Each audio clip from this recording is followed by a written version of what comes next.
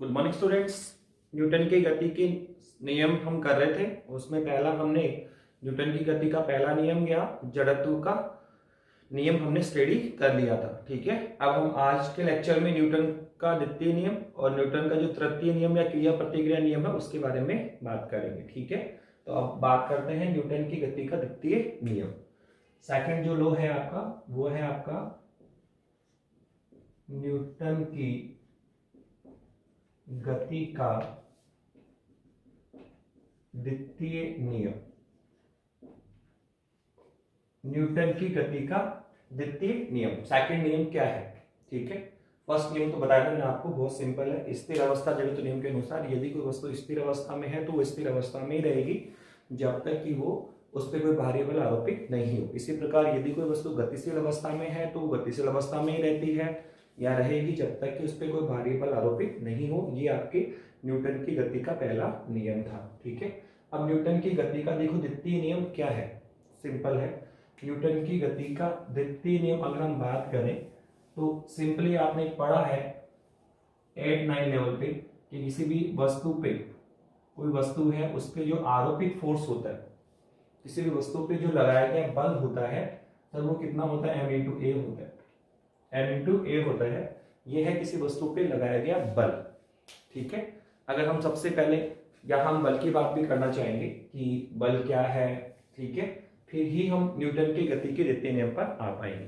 तो देखो फोर्स क्या है, फोर्स हम किसे कहते हैं, बल हम किसे कहते हैं। बल की अगर हम बात करें तो बल को हम F से डिनोट करते हैं और F बराबर क्या होता है? ma होता है, जहां हम पूरा लिख सकते हैं कि जैसे मान लो हम ये एक वस्तु है आपका, एक वस्तु है आपकी जिसका मास कितना है? m मास है और हमने इसको F फोर्स अप्लाई किया।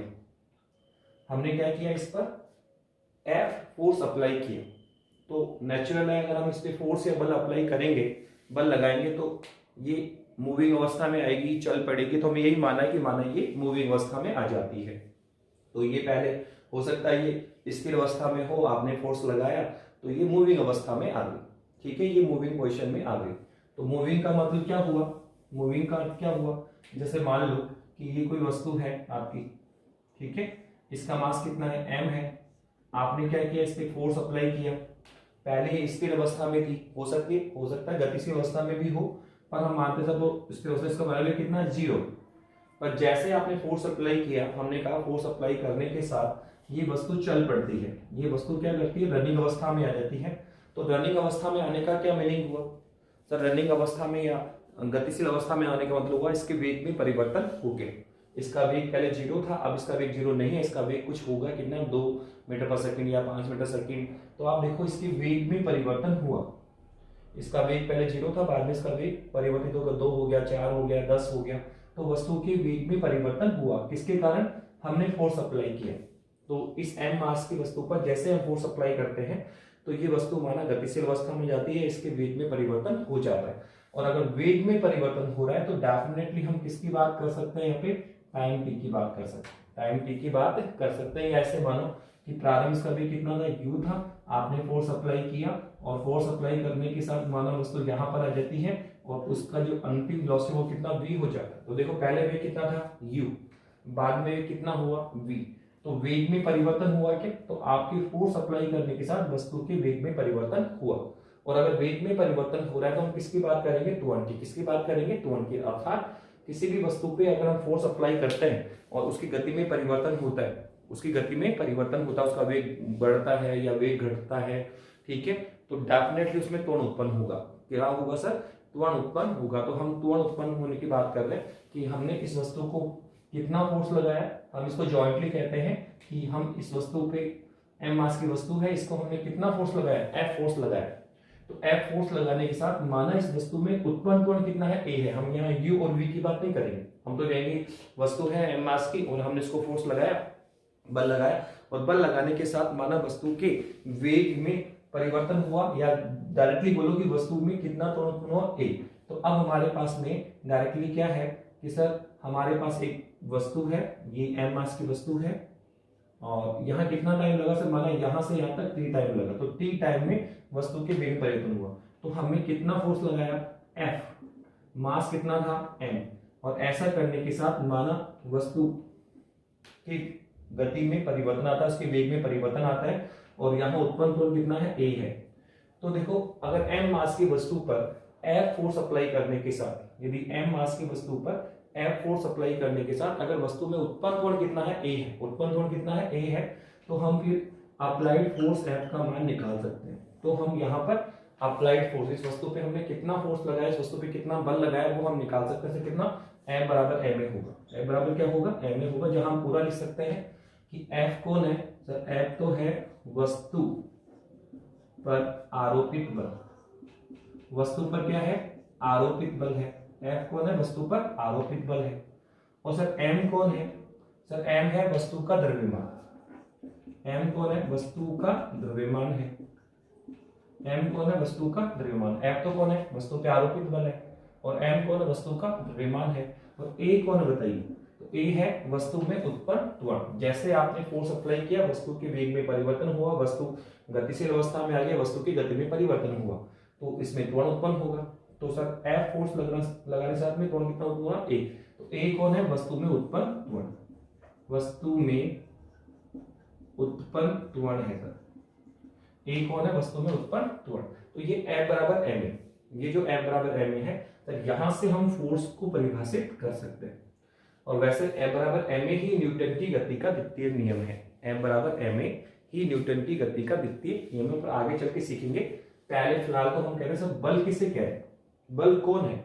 तो सिंपल है कि कोई m मास की वस्तु पर हमने कोई धक्का मारा या इसको पुश किया, इसमें बल आरोपित किया कितना F, और ऐसा करने से माना वस्तु में उत्पन्न त्वरण कितना a है, तो वस्तु पे हमने कितना बल लगाया सर F, कितना होगा m इंटू a। ठीक है, तो आरोपित बल की डेफिनेशन हम यहां से दे सकते हैं, एक परिभाषा तो हम यहां से दे सकते हैं, बल्कि क्या कि सर किसी वस्तु पर आरोपित बल किसके बराबर होता है सर, वस्तु के द्रव्यमान तथा वस्तु में उत्पन्न त्वरण का जो गुणनफल होता है सर, वही वस्तु पर आरोपित बल का मान होगा। किसी वस्तु पर आरोपित बल क्या है सर, कुछ नहीं, वस्तु का द्रव्यमान ले लीजिए, वस्तु में त्वरण कितना त्वरण उत्पन्न हुआ आपके बल लगाने के साथ, तो द्रव्यमान और त्वरण का गुणनफल, वस्तु के द्रव्यमान तथा उसमें उत्पन्न त्वरण का जो गुणनफल है सर, वही वस्तु का आरोपित बल कहलाता है। उसे हम वस्तु पर क्या कहते हैं सर, आरोपित बल कहा जाएगा। तो सबसे पहले डेफिनेशन यही होती है, सबसे पहली डेफिनेशन आपकी यही है कि एक वस्तु है जिसका मास कितना m है, और अगर हमने इसको F फोर्स लगाया, कितना फोर्स लगाया F फोर्स लगाया, और माना कि बल आरोपित करने के साथ वस्तु में कितना त्वरण उत्पन्न हुआ a, तो हमने कितना बल लगाया सर, वो निकाल सकते हैं बराबर ma से। अर्थात किसी वस्तु के द्रव्यमान तथा त्वरण का जो गुणनफल होता है वो वस्तु का क्या कहलाता है सर, वो वस्तु पर आरोपित बल के बराबर होता है। ठीक है सर, इसके अलावा भी देखो, ये तो मैथमेटिकल डेफिनेशन है, इसके अलावा बल की बहुत सारी परिभाषाएं दी जा सकती है, बल की काफी सारी डेफिनेशन दी जा सकती है। ये तो मैथमेटिकल दे दिया, हम सब जानते भी, इसी को ज्यादा यूज करेंगे, मोस्टली इसी को ज्यादा यूज होता है, आरोपित बल F बराबर क्या होता है ma। ठीक है, नाउ सर बल की अगर बात करें हम लोग, किसकी बात कर रहे हैं, बल की, तो सर बल एक्चुअल में है कौन सा, बल एक्चुअल में है क्या। तो देखो बल की अगर बात करें तो हम कह सकते हैं कि बल एक साधन है। एक तो सिंपल डेफिनेशन, किसी वस्तु को लगा गया धक्का, किसी को हम धक्का मार रहे हैं, किसी को पुश, आपने किसी को पुश किया, आपने किसी को उठाना है, तो ये सब एक्चुअल में बल होता है। किसी को धक्का मारना, किसी को किसी चीज को उठाना, उसको खींचना, ठीक है, किसी चीज को खींच रहे हो तो उसका मतलब भी हम बल लगा रहे हैं। किसी वस्तु को अगर आप दबा रहे हो, उसका मतलब हम क्या लगा रहे हैं, बल लगा रहे हैं। किसी वस्तु को आप धक्का मार रहे हो, तो ये सब क्या है, बल है। एक्चुअल में बल धक्का मारना, पुश करना, पुल करना, ठीक है, ये सब के सब क्या है सर, ये बल के उदाहरण है। ये सब क्या है, ये सब के सब क्या है सर, बल है। एक्चुअल में बल की राइट डेफिनेशन सोचो एक बार, क्या है सर बल, क्या है। तो देखो बल की अगर बात करें तो हमें किसी भी वस्तु की अगर स्थिति में परिवर्तन करना है, हम चाहते हैं कि वस्तु की स्थिति में परिवर्तन हो, तो सर उसके लिए मुझे बल की आवश्यकता होगी। हम किसी भी वस्तु पर जब तक बल आरोपित नहीं करते तो वस्तु की स्थिति में परिवर्तन नहीं होता। ये हमें न्यूटन के गति के पहले नियम में भी समझाया।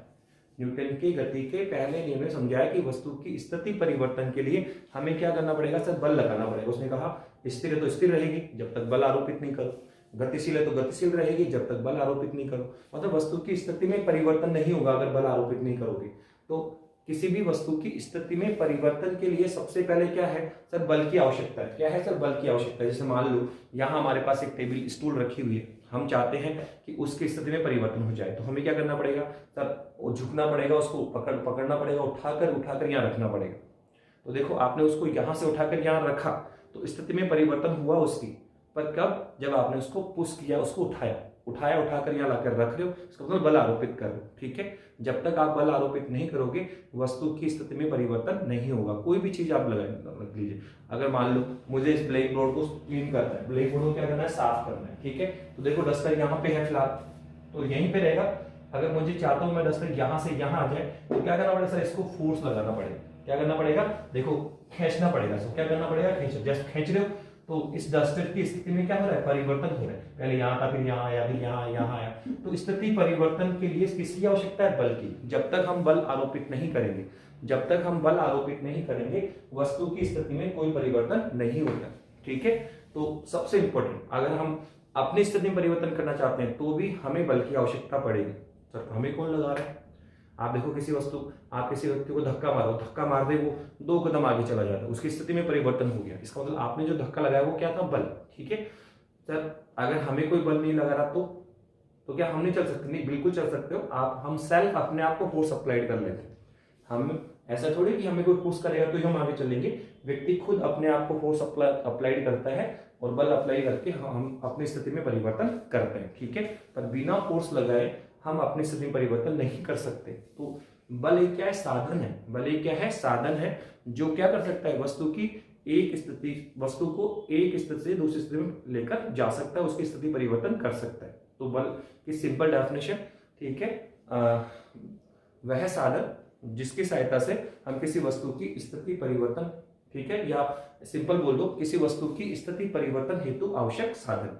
हम चाहते हैं किसी वस्तु की स्थिति में परिवर्तन हो जाए, किसी वस्तु की स्थिति में क्या हो जाए, परिवर्तन हो जाए। तो सर हमने जिस साधन की आवश्यकता, उस साधन का नाम ही क्या है, बल। बल के बिना हम किसी भी वस्तु की स्थिति में परिवर्तन नहीं कर सकते। कोई चेयर उठा के यहाँ से यहाँ रखना है, किसी नोटबुक को यहाँ से उठाकर यहाँ रखना है, ठीक है, हमें अपने आप को पुश कर धकेलना है, डस्टर चलाना है, कुछ भी कर लो, बिना बल के हम किसी वस्तु की स्थिति में परिवर्तन नहीं कर सकते। तो बल एक साधन है जो क्या करता है, वस्तु की स्थिति में परिवर्तन करने का कार्य करता है। तो बल की परफेक्ट डेफिनेशन यही है, क्या, वस्तु की स्थिति परिवर्तन हेतु आवश्यक साधन। वस्तु की स्थिति परिवर्तन हेतु जो आवश्यक साधन होता है तो उसी को हम क्या कहते हैं, बल कहते हैं। उसी को हम क्या कहते हैं, बल कहते हैं। ओके, नाउ इसके बाद थोड़ा आगे बढ़े सर, क्या कि सर बल की सेकंड डेफिनेशन, और तो किसी वस्तु को लगाया गया धक्का, सर ये भी बल ही कहलाता है, ये भी क्या कहलाता है, बल कहलाता है। इसके बाद में सर तीसरी डेफिनेशन ये भी, सर किसी वस्तु का द्रव्यमान और उसमें उत्पन्न त्वरण का गुणनफल भी क्या है, सर बल ही कहलाता है। तो बल को काफी तरह से डिफाइन किया जा सकता है, आगे चल के भी और बताऊंगा आपको कि जो बल है आपका M बराबर ma है सर, इसको हम dp अपॉन dt भी लिख सकते हैं। संवेग में परिवर्तन के लिए p को ना संवेग और ये d बाई dt क्या परिवर्तन की दर होता है। तो संवेग में जो परिवर्तन की दर है सर वो भी आरोपित बल के बराबर होता है। संवेग में जो परिवर्तन की दर है सर वो भी आरोपित बल के बराबर होती है।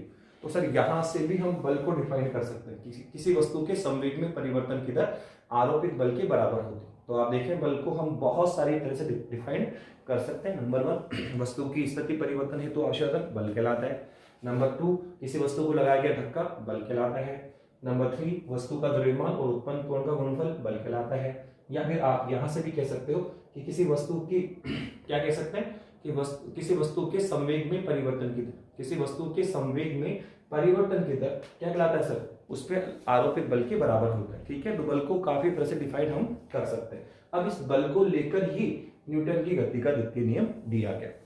हम बल को लेकर, बल की हम बात करें तो अगर बल का वो बनाएंगे मात्रक, तो देखो क्या होगा, बल का मात्रक m क्या होता है, किलोग्राम, और a क्या होता है, मीटर पर सेकंड स्क्वायर। ये हम बना चुके हैं। ठीक है, तो इसको जॉइंट रूप से क्या कहते हैं, न्यूटन कहा जाता है। क्या कहा जाता है, न्यूटन। किसमें होता है सर, m केस में होता है। किसमें होता है, m केस पद्धति में होता है। अगर CGS में लिखोगे तो CGS में इसका क्या होता है, डाइन होता है। क्या होता है, डाइन होता है। ठीक है, तो ये बल की यूनिट है। m केस में क्या होता है, न्यूटन, और CGS में क्या होता है, डाइन होता है। CGS में क्या होता है, डाइन होता है। ठीक है, तो ये हमने बल की बात कर ली। किसके बारे में बात कर ली, बल की। अब इस बल को लेकर हम किस पे जाना चाहते हैं, न्यूटन की गति का द्वितीय नियम समझना चाहते हैं कि सर न्यूटन की गति का द्वितीय नियम क्या है। तो देखो न्यूटन की गति का अगर द्वितीय नियम देखें तो उसने सिंपल से कहा, या तो सिंपल बोल दो कि न्यूटन की गति के द्वितीय नियम के अनुसार, आपको एट लेवल तक ही सिखाया ठीक, न्यूटन की गति के द्वितीय नियम के अनुसार F बराबर ma होता है, बस यही लो, यही इसका सिंपल है। क्या कहा, न्यूटन की गति के द्वितीय नियम के अनुसार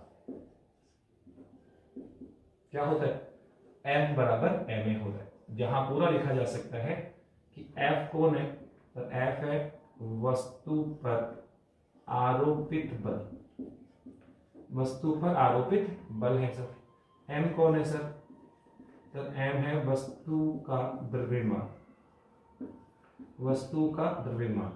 A कौन है, A है वस्तु में उत्पन्न त्वरण, वस्तु में उत्पन्न त्वरण।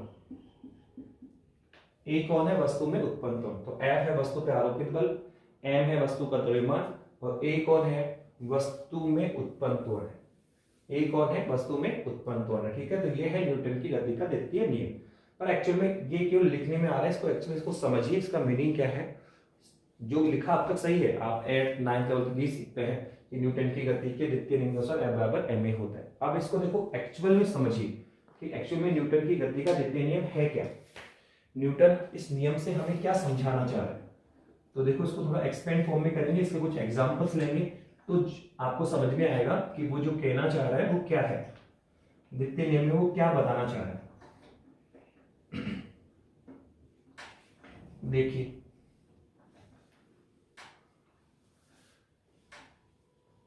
न्यूटन की गति के द्वितीय नियम की बात कर रहे हैं हम लोग।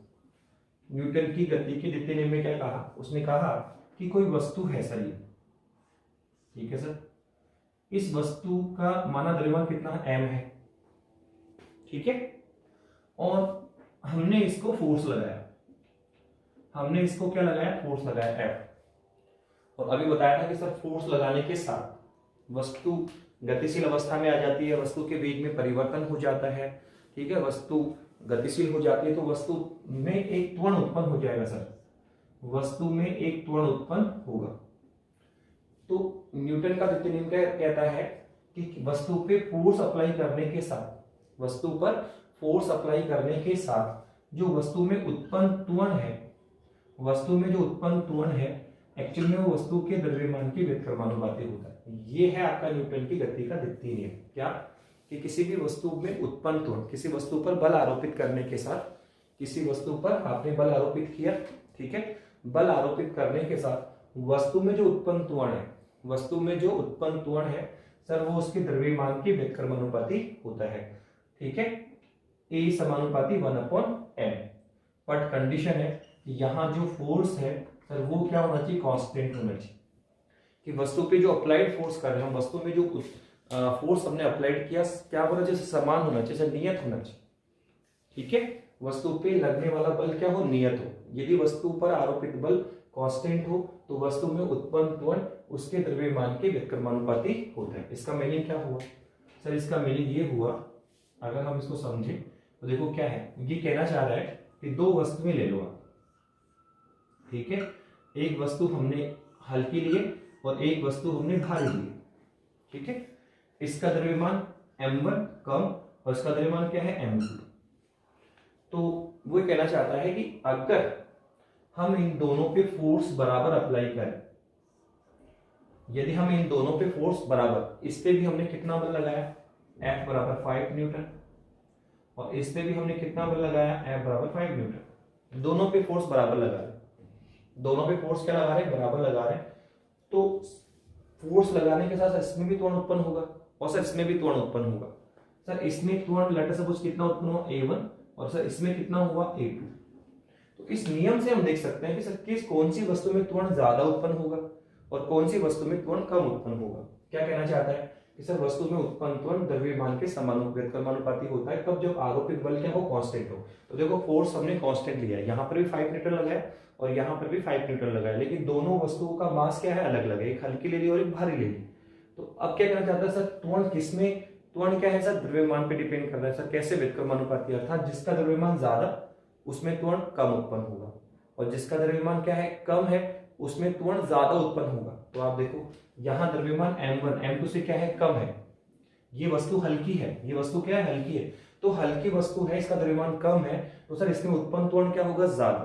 तो आप देखो इस हल्की वस्तु में त्वरण ज्यादा उत्पन्न होगा और इस भारी वस्तु में त्वरण कम उत्पन्न होगा। और यहाँ त्वरण अगर ज्यादा उत्पन्न है तो त्वरण ज्यादा होने का मतलब क्या हुआ, वेग में परिवर्तन तेजी से होगा, और वेग में परिवर्तन तेजी से होने का मतलब ये तेज दौड़ेगी, अर्थात ये ज्यादा दूर तक जाएगी, अधिक तेज वेग से चलेगी, जबकि ये कम वेग से चलेगी, ये कम दूर जाएगी। दोनों पे अगर हम समान बल लगाएं तो इसमें त्वरण ज्यादा उत्पन्न होगा, इसमें त्वरण कम उत्पन्न होगा।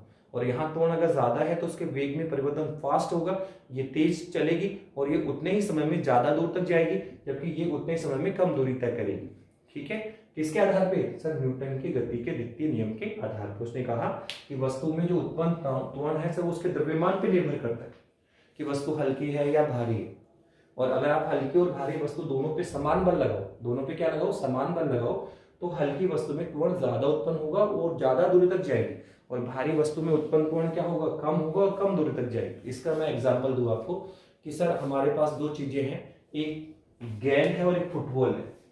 एक क्या है, गेंद, और एक क्या है, फुटबॉल। ओके, अब दोनों में क्या सर, गेंद तो हल्की होती है, फुटबॉल भारी होती है। अब आप दोनों को समान बल से आप किक करें, दोनों को समान बल से किक करना, इसको भी आप किक करें, इसको भी किक करें, इसको भी लात मारे, इसको भी लात मारे, पर दोनों में क्या समान है सर, दोनों को समान बल आरोपित करना है, दोनों को समान किक अप्लाइड होनी चाहिए, समान बराबर बल से इसको लात मारनी है। तो आप क्या देखते हैं सर कि सर अगर मैं दोनों को बराबर फोर्स अप्लाई करूं, दोनों को बराबर लात मारूं, तो आप देखना क्या देखने को मिलता है कि सर गेंद ज्यादा दूरी तक जाएगी और फुटबॉल कम दूरी तक जाएगी। ये तो प्रैक्टिकली अपन जानते हैं, ये तो हम गेम में रेगुलर देख भी सकते हैं कि फुटबॉल और गेंद को अगर बराबर फोर्स अप्लाई किया जाए, बराबर गेंद किक मारा जाए, तो आप देखना गेंद ज्यादा दूर तक जाएगी और फुटबॉल आपकी कम दूर तक जाएगी। सर ऐसा क्यों हुआ, फुटबॉल हमने दोनों को बराबर मारा पर गेंद ज्यादा दूरी गई और फुटबॉल कम दूरी गई, ऐसा क्यों सर? तो यही तो न्यूटन गति का द्वितीय नियम है, यही न्यूटन की गति का द्वितीय नियम समझा है कि जिस वस्तु का द्रव्यमान कम होगा, जिस वस्तु का द्रव्यमान, गेंद का द्रव्यमान क्या है, कम है, फुटबॉल भारी, गेंद हल्की, तो जिसका द्रव्यमान कम है, जो हल्का है उसमें त्वरण ज्यादा उत्पन्न होगा, और त्वरण अगर ज्यादा उत्पन्न है तो वस्तु ज्यादा दूरी तक जाएगी, उसका वेग में परिवर्तन तेजी से होगा, वो तेज चलेगी, ज्यादा दूर जाएगी। जबकि अगर उतना ही बल किसी भारी वस्तु पे लगा रहे हो, बल कांस्टेंट होना चाहिए, उतना ही बल, यहाँ 5 न्यूटन यहाँ भी 5 न्यूटन, उतना ही बल भारी फुटबॉल पे लगाओ, तो फुटबॉल का द्रव्यमान क्या है, ज्यादा, उसमें त्वरण क्या होगा, कम, और त्वरण अगर कम उत्पन्न हो रहा है तो उसके वेग में परिवर्तन धीरे धीरे होगा, वो धीमे गति से चलेगी और वो कम दूरी तक जाएगी। ठीक है, तो यही है न्यूटन की गति का द्वितीय नियम। आई थिंक समझ में आ गया होगा। न्यूटन की गति के द्वितीय नियम के अनुसार किसी वस्तु में उत्पन्न त्वरण, किसी वस्तु में उत्पन्न त्वरण उसके द्रव्यमान के व्युत्क्रमानुपाती होता है, या सिंपल बोलो न्यूटन की गति पर। इसमें कंडीशन क्या है कि अप्लाइड फोर्स क्या होना चाहिए, नियत होना चाहिए, वस्तु पे लगने वाला बल, अगर दो अलग अलग वस्तु लेंगे उन पे अप्लाइड फोर्स नियत होना चाहिए, तभी हम न्यूटन की गति का द्वितीय नियम की बात करेंगे। ऐसा नहीं यहाँ पे 5 न्यूटन लगा दिया, यहाँ पे 10 न्यूटन लगा दिया, तो फिर न्यूटन की गति का द्वितीय नियम लागू नहीं होगा। अप्लाइड फोर्स F का मान क्या होना चाहिए, कांस्टेंट होना चाहिए, और यही है न्यूटन की गति के द्वितीय नियम के अनुसार। यदि किसी वस्तु पे समान बल आरोपित करें, किन्हीं वस्तुओं पर समान बल आरोपित किया जाए, तो वस्तु में उत्पन्न त्वरण उसके द्रव्यमान के व्युत्क्रमानुपाती होता है F। ठीक है, A = 1/m F। तो इसको आगे सोल्व करेंगे तो A बराबर कितना आएगा, समान से किसमें आओ, बराबर में आओ, तो A बराबर कितना आएगा, F/m, जहां F कौन है सर, समानुपाती नियतांक है। हम जानते हैं समानुपाती किसमें आते हैं, बराबर में आते हैं, कांस्टेंट आते हैं, तो F क्या है, समानुपाती नियतांक है। वैसे इस F को यहाँ पे क्या बोला गया, वस्तु पे आरोपित बल, वस्तु पे क्या बोला गया, आरोपित बल बोला गया। इसी को हम आगे सोल्व कर ले तो F बराबर क्या आ जाएगा, ma आ जाएगा, F बराबर क्या आ जाएगा, ma आ जाएगा। तो आप देखो हमने कहा F क्या होना चाहिए, समानुपाती नियतांक या कांस्टेंट है, तो यहाँ F कौन है, समानुपाती नियतांक है या वस्तु पे आरोपित बल है। ठीक है, तो F कौन है, वस्तु पे आरोपित बल, जो हमने लिख दिया। ठीक है, और m कौन है सर, वस्तु का द्रव्यमान, ये रहा, और a कौन है, वस्तु में उत्पन्न त्वरण। तो देखो वापस हम वही पहुंच गए जो आपको 8 और 9 में समझाया गया। 8 और 9 में डायरेक्ट बोला गया कि वस्तु पे आरोपित बल F बराबर क्या होता है, ma होता है, पर ये एक्चुअल में आया कहां से, कैसे निकाला, तो ये यहाँ मैं ये समझाना चाह रहा, ये है कि न्यूटन की गति के द्वितीय नियम के अनुसार, न्यूटन की गति के द्वितीय नियम के अनुसार किसी वस्तु में उत्पन्न त्वरण, किसी वस्तु पर बल आरोपित करने के साथ, किसी वस्तु पर बल आरोपित करने के साथ वस्तु में उत्पन्न त्वरण उसके द्रव्यमान के व्युत्क्रमानुपाती होता है। अर्थात वस्तु का द्रव्यमान कम है तो उसमें ज्यादा त्वरण उत्पन्न होगा, वस्तु का द्रव्यमान अगर ज्यादा है तो उसमें कम त्वरण उत्पन्न होगा, अर्थात वस्तु में उत्पन्न त्वरण उसके द्रव्यमान के व्युत्क्रमानुपाती होता है। A = 1/m या A = F/m या F = ma, जहां F कोण आरोपित बल, m कोण द्रव्यमान और a कोण वस्तु में उत्पन्न त्वरण। तो यही है न्यूटन की गति का द्वितीय नियम। और इससे हमने समझ भी लिया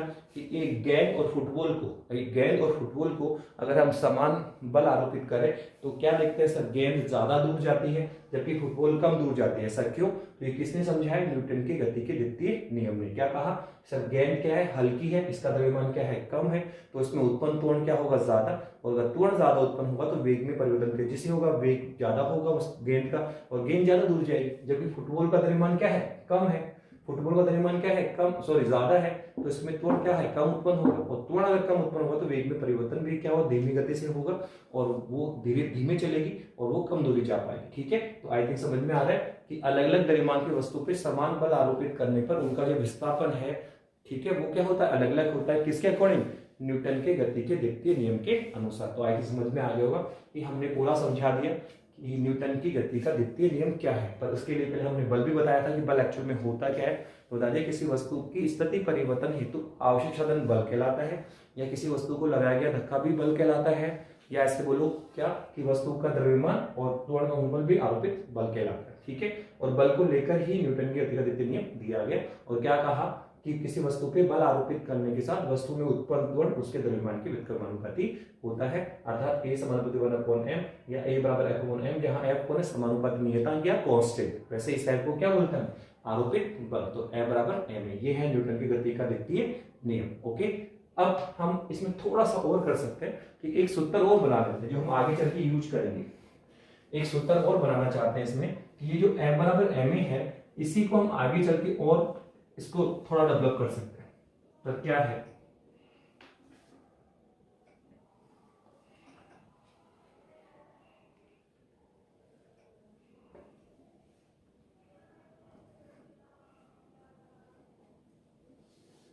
देखिए क्या है, न्यूटन क्या बोलना चाह रहे हैं, इसी से हम एक फॉर्मूला और बना लेते हैं कि अभी भी न्यूटन ने हमें बताया क्या कि सर वस्तु पे F बल आरोपित किया, m इसका द्रव्यमान है, a इसमें तो त्वरण है, तो A = 1/m होता है। तो फिर वो बोलना चाहता है कि सर A बराबर कितना होगा, F/m होगा। ठीक है, यहाँ F समानुपाती नियतांक आ गया और m बराबर क्या होता है, ma होता है। तो सर ये तो न्यूटन की गति का द्वितीय नियम है ही, पर इसको अदर फॉर्म में भी लिखा जा सकता है। सर कैसे? देखो सर, F बराबर क्या होता है, सर F बराबर होता है ma। ठीक है, यही है। पर वैसे बताओ सर ये एक्चुअल में A है कौन? सर वो तो हमने बताया सर A होता है dv/dt, वेग में परिवर्तन की दर। यहाँ बताया हमने वेग का हम क्या करेंगे, अवकलन, किसके सापेक्ष, टाइम के सापेक्ष। तो क्या आता है, त्वरण, हम कर चुके हैं। विस्थापन का क्या करेंगे, अवकलन, तो वेग आता है, और वेग का क्या करो, अवकलन, तो क्या आता है, त्वरण आता है। ठीक है, तो सर हम जानते हैं त्वरण क्या होता है, dv/dt होता है। सर त्वरण क्या होता है, dv/dt, वेग में परिवर्तन की दर। तो सर इस त्वरण को आप यहाँ लिख दें तो m बराबर कितना आएगा सर, ये आएगा m इंटू क्या आएगा सर, dv/dt। ओके, ये हमने लिख दिया। अब देखो क्या है सर, ये d/dt कौन है सर, d/dt कौन है? तो सर d/dt तो डिफरेंशियल का साइन है, अवकलन का साइन है, और हम जानते हैं कि और m कौन है, द्रव्यमान है। अब देखो वस्तु का द्रव्यमान क्या होता है, कांस्टेंट होता है। वस्तु का द्रव्यमान क्या होता है, कांस्टेंट होता है। वस्तु का द्रव्यमान क्या होता है, कांस्टेंट होता है।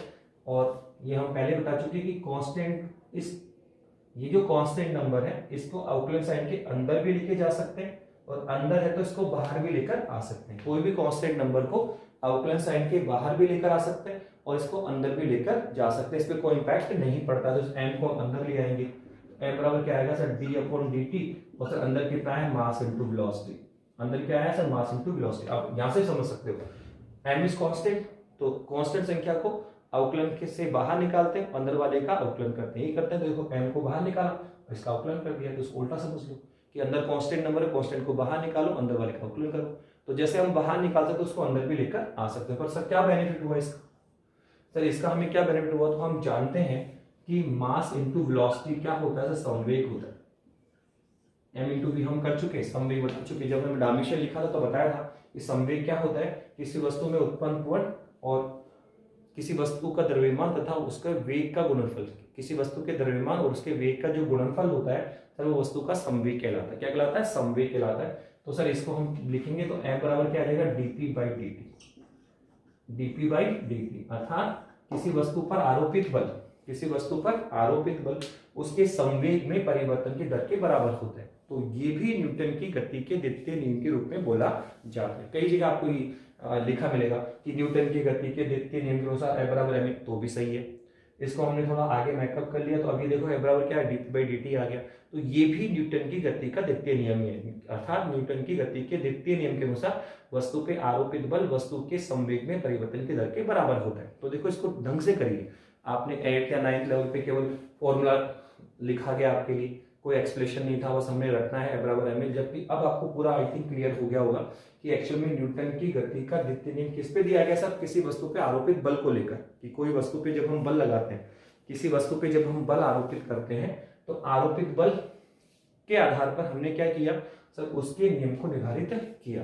कि यहां से हमने नियम को समझा कि किसी वस्तु पे बल आरोपित करने के बाद वस्तु में उत्पन्न त्वरण उसके द्रव्यमान के व्युत्क्रमानुपाती होता है। इसका मतलब जिसका द्रव्यमान कम है उसमें त्वरण ज्यादा उत्पन्न होगा, हल्की वस्तु में त्वरण ज्यादा उत्पन्न होता है और वो ज्यादा दूर जाएगी, और भारी वस्तु का द्रव्यमान ज्यादा होता है इसमें त्वरण कम उत्पन्न होगा तो भारी वस्तु कम दूर जाएगी। तो गेंद और फुटबॉल को समान बल लगाओगे तो गेंद हल्की है तो वो ज्यादा दूर जाएगी, फुटबॉल कम दूर जाएगी। ये किसने समझाया? न्यूटन की गति के द्वितीय नियम में। तो ए समान 1/m, या फिर इसको लिख दो F बराबर m। सर ये भी न्यूटन गति के द्वितीय नियम है।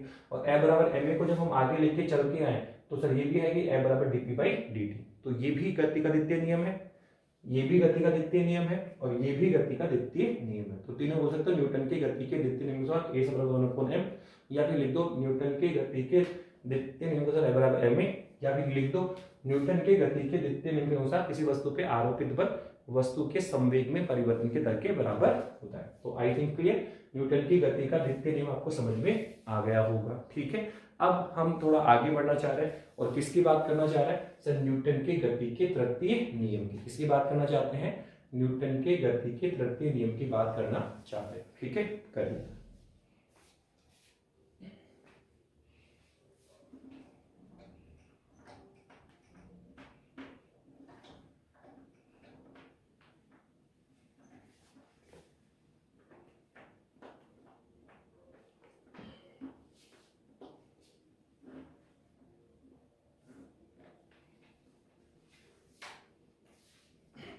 ना अब हम करना चाहते हैं थर्ड। ये क्या है सर? न्यूटन की गति का तृतीय नियम।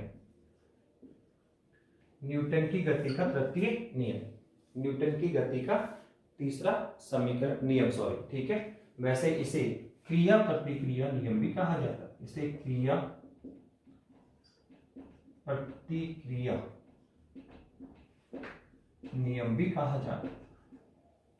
न्यूटन की गति का तृतीय नियम या इसे क्रिया प्रतिक्रिया नियम के नाम से भी जाना जाता है। इसे क्रिया प्रतिक्रिया नियम के नाम से भी जाना जाता है। सर क्या है न्यूटन की गति का तृतीय नियम या फिर क्रिया प्रतिक्रिया नियम? देखो ये नियम हमें क्या कहना चाह रहे हैं, न्यूटन की गति के तृतीय नियम के अनुसार, बहुत सिंपल है, नाम से दिख रहा है, प्रत्येक क्रिया के विपरीत एक प्रतिक्रिया होती है। दैट्स ऑल, यही नियम है। न्यूटन की गति के तृतीय नियम के अनुसार, न्यूटन की गति के तृतीय नियम के अनुसार प्रत्येक क्रिया के विपरीत एक प्रतिक्रिया होती है। प्रत्येक क्रिया के विपरीत क्या होती है सर? एक प्रतिक्रिया होती है। यही न्यूटन की गति का तृतीय नियम है। न्यूटन की गति के तृतीय नियम के अनुसार प्रत्येक क्रिया के विपरीत एक प्रतिक्रिया होती है और इसी कारण इस नियम को क्रिया प्रतिक्रिया नियम के नाम से भी जाना जाता है। नियम क्या कहता है कि अगर कोई क्रिया है, अगर कोई क्रिया है तो डेफिनेटली उसके विपरीत एक प्रतिक्रिया होगी ही होगी। ये न्यूटन की गति के तीसरे नियम ने बताया कि कोई भी एक्टिविटी हो रही है, कोई भी क्रिया हो रही है तो सर उसके अगेंस्ट प्रतिक्रिया होगी ही होगी। ये आप जनरल, हम रेगुलर लाइफ में बहुत सारे कुछ एग्जाम्पल्स है जिनके थ्रू समझ सकते हैं कि सर क्रिया है तो प्रतिक्रिया भी होगी, क्रिया है तो प्रतिक्रिया भी होगी। सर कैसे? देखो हमने कहा प्रत्येक क्रिया के विपरीत एक प्रतिक्रिया होती है, यही न्यूटन की गति का तृतीय नियम है, या इसे क्रिया प्रतिक्रिया के नाम से भी जाना जाता है। मतलब क्रिया है तो प्रतिक्रिया भी होगी, प्रत्येक क्रिया के विपरीत एक प्रतिक्रिया होने वाली है। ये कौन कहता है? न्यूटन की गति का तृतीय नियम। देखो अब इसको समझिए सर। जैसे हमने देखा सर, ये सर पानी है, नदी मान लीजिए, और सर इसमें ये एक तरह से नौका है, नाव है, ठीक है। अब देखो क्या देखते हैं हम लोग कि जब सर हम इस नाव पे चढ़ते हैं, जब हम इस नाव पे चढ़ते हैं तो सर हमारा सबसे पहला पैर यहाँ गिरेगा, सपोज करो। तो जैसे ही पैर यहाँ रखते हैं हम लोग, तो ये सर नाव ऐसे नीचे की ओर झुकती है सर, ऐसे सर यूं झुक जाती है सर नाव, नीचे की ओर झुकती है। तो नाव का नीचे की ओर झुकना ये है क्रिया। जैसे आपने यहाँ पैर रखा सर, नाव नीचे की ओर झुक गई, तो नाव का नीचे की ओर झुकना ये क्या है? क्रिया। अब नियम क्या कहता है कि सर अगर कोई क्रिया हो रही है, अगर कोई क्रिया है तो डेफिनेटली उसके विपरीत प्रतिक्रिया भी होगी। अगर कोई क्रिया है तो डेफिनेटली उसके विपरीत एक क्या होगी? प्रतिक्रिया भी होगी। तो सर हमने जैसे ही यहाँ नाव पे पैर रखा है सिर पे, तो नाव इमीडिएटली झुक जाती है। तो नाव का नीचे ओर झुकना ये क्या है? क्रिया। अब नियम क्या कहता है सर? प्रत्येक क्रिया के विपरीत प्रतिक्रिया होगी। तो सर प्रतिक्रिया क्या होगी? तो नाव जैसे आप थोड़ा आगे जाते हैं, आगे निकल जाते हैं, तो देखो नाव का फिर से पुनः ऊपर की ओर उठना, आप देखना ऐसा ही होता है। जैसे पैरोगे नाव नीचे झुक जाएगी, और जैसे आप वापस निकलोगे वापस से ठीक है, नाव ऊपर की ओर आ जाएगी। तो नाव के द्वारा पानी को दबाना ये है क्रिया। पर जो पानी नीचे प्रेस हुआ है सर, वो वापस क्या करेगा सर? ऊपर पानी नाव को धक्का मारेगा। तो नाव के द्वारा पानी को दबाना ये तो क्या थी? क्रिया। अब प्रतिक्रिया क्या होगी कि जो पानी को प्रेस किया नाव ने, वो जो पानी है तो वो फिर से नाव को ऊपर की तरफ क्या लगाएगा? एक बल लगाएगा, और ये नाव ऊपर की तरफ उठेगी। तो नाव का दबना क्रिया है और उछलना वापस प्रतिक्रिया। मतलब नाव के द्वारा पानी को दबाना क्रिया, और पानी के द्वारा नाव को पुनः ऊपर उठ के उछालना प्रतिक्रिया। तो यही है क्रिया प्रतिक्रिया नियम कि अगर वो क्रिया है तो उसके विपरीत प्रतिक्रिया होगी ही। दूसरा सर और बताइए सर। और देखिए आप बैलून में देखिए, ये इस तरह से है। बैलून में आपने हवा भर दी सर, बैलून में आपने क्या करी? हवा भर दी। और जैसे हवा भरकर फिर क्या करो? अचानक उसको छोड़ दो। क्या देखते हो सर? सर इसके अंदर तेजी से गैस निकलती है सर, ये इसके अंदर जो भरी हुई गैस है तेजी से निकलती है, और फिर ये आगे की तरफ दौड़ता है सर, ऐसे आ जाता है सर, ऐसे आगे की तरफ आ जाता है सर। ऐसे हवा कम होती जाएगी, आगे दौड़ता चला जाएगा। हवा कम होती जाएगी और आगे दौड़ता चला जाएगा। ये आपने देखा हो प्रैक्टिकली कि कोई भी बैलून ले आप, उसमें थोड़ी हवा प्रेस कर ले, हवा भर ले, और क्या करें सर? उसमें उस हवा भरकर अचानक उसको छोड़ दें, तो जैसे ये हवा बाहर आएगी सर, बैलून आगे की तरफ दौड़ेगा। ये जो बैलून है सर, वो आगे की तरफ पुश करता, आगे की तरफ दौड़ता है। क्यों सर? ऐसा क्यों हुआ? बैलून आगे क्यों भागता है? तो सर ये भी क्रिया प्रतिक्रिया नियम से समझा जा सकता है। ये भी क्रिया प्रतिक्रिया नियम से समझा जा सकता है। सर कैसे? सर इस बैलून से हवा का निकलना, गैस का निकलना, सर ये कौन है? क्रिया। तो देखो ये है क्रिया, ठीक है, ये क्या है? क्रिया है। पर नियम क्या कहता है? क्रिया है तो प्रतिक्रिया भी होगी। तो बैलून से हवा का निकलना, गैस का नीचे निकलना क्रिया है, पर नियम कहता है क्रिया है तो प्रतिक्रिया डेफिनेटली होगी। तो सर यहाँ प्रतिक्रिया क्या होगी? तो जब ये हवा पीछे की तरफ निकलेगी तो प्रतिक्रियात्मक स्वरूप इस, ये देखो गैस का निकलना क्रिया, और ये जो गैस बाहर की ओर निकल रही है सर, ये प्रतिक्रियात्मक स्वरूप इस बैलून को आगे की तरफ क्या करेगी? धक्का मारेगी। क्या मारेगी? धक्का मारेगी।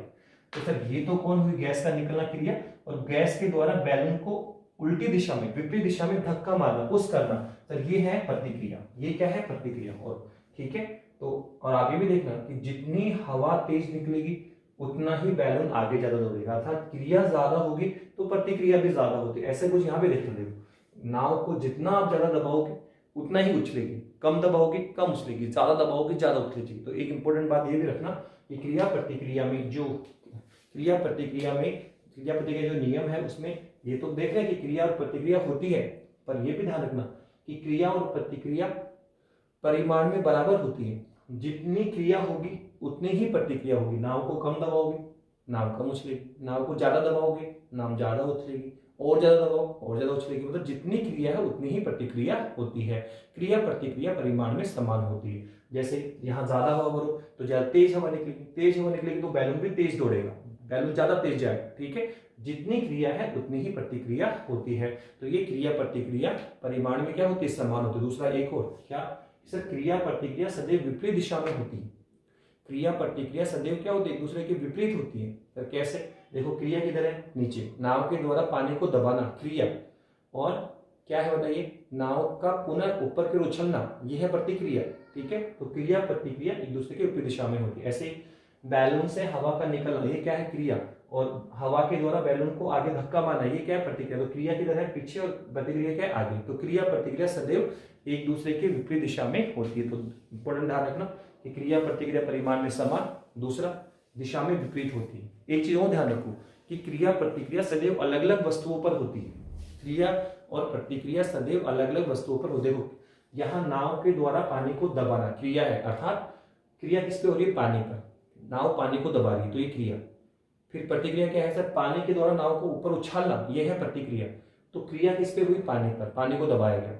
फिर प्रतिक्रिया, जब पानी ने नाव को उछाला तो प्रतिक्रिया किस पे आई, नाव पर। तो क्रिया पानी पे और नाव किस पे है, और प्रतिक्रिया किस पे, नाव पर। तो क्रिया प्रतिक्रिया अलग अलग वस्तुओं पर। ऐसे देखो, हवा का निकलना, यह है प्रतिक्रिया।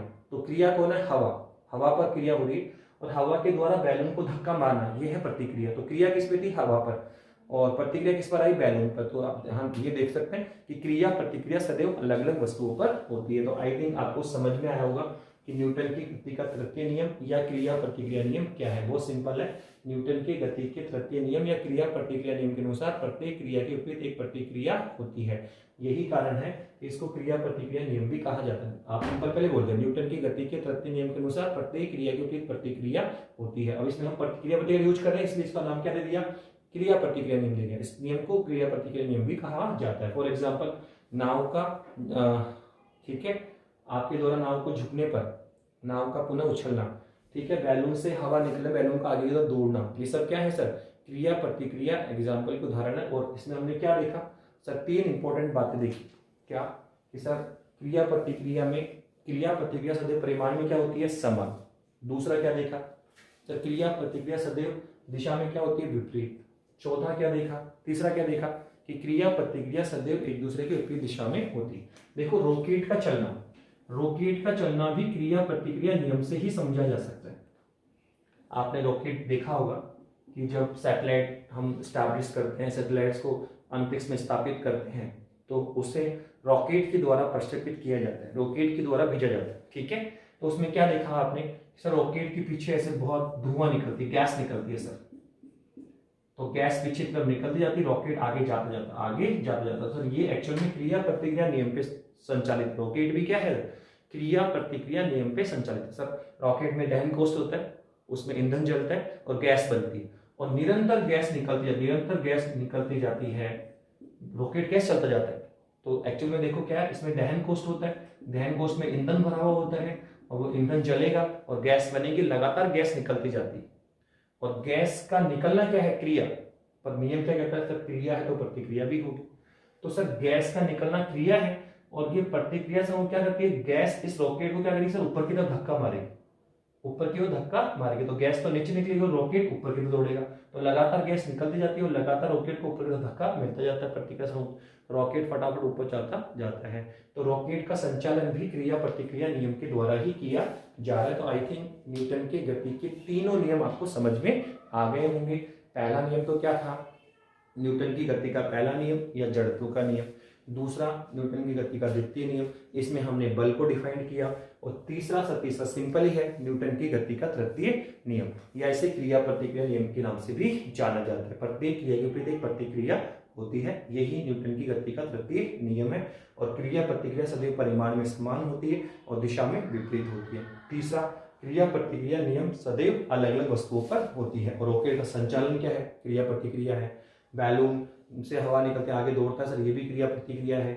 नाव को दबाने पर उसका पुनः उछलना सर, ये भी क्रिया प्रतिक्रिया। और भी बहुत सारे एग्जाम्पल है, और भी बहुत सारे एग्जाम्पल है जो हम न्यूटन की गति के तृतीय नियम या क्रिया प्रतिक्रिया से समझ सकते हैं। तो आई थिंक क्लियर होगा। तो हमने न्यूटन की गति के तीनों नियम आपको समझा दिए। इसमें हम आगे वाले लेक्चर में इनके एप्लीकेशन करेंगे कि एक संवेग संरक्षण नियम आएगा, फिर उस नियम से संचालन क्रिया प्रतिक्रिया पर आधारित वो संवेग संरक्षण नियम लेंगे, रॉकेट का संचालन सीखेंगे। ठीक है, इनके एप्लीकेशन है, नियमों के क्या है, न्यूटन की गति के जो नियम है उनके कुछ एप्लीकेशन बचे हुए हैं। तो आगे 1 या 2 लेक्चर में चैप्टर को कंप्लीट कर देंगे। ओके, थैंक यू बेटा।